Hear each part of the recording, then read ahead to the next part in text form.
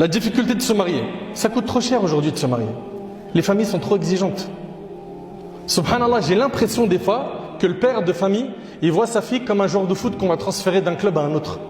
Il demande des sommes astronomiques. La dot tant, la salle de mariage tant, nous on veut telle voiture, on veut des locations de robes, ceci, cela. À la fin, le jeune, il n'arrive pas à se marier.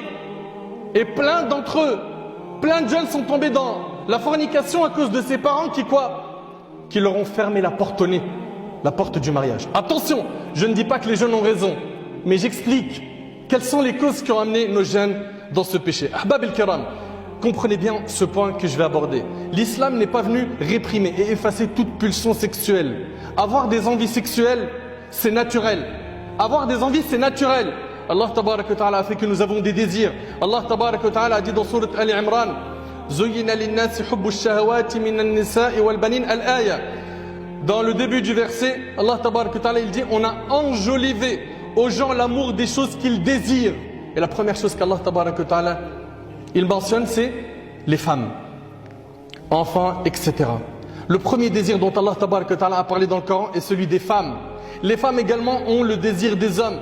Notre religion ne nous interdit pas d'avoir des désirs envers les femmes, mais la religion a fixé des limites qui sont pour notre bien.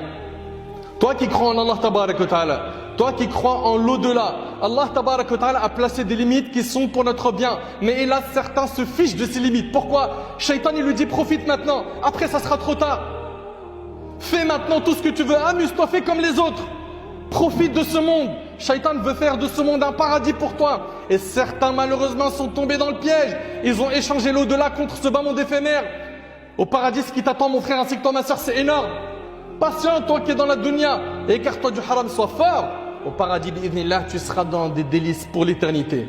Le dîn t'a mis des limites pour tester ta foi. Profite de ce qui est bon et halal sur terre. Et écarte-toi de ce qui est haram. Le haram, wallahi wa rabbil Kaaba, c'est douloureux. C'est douloureux en conséquence.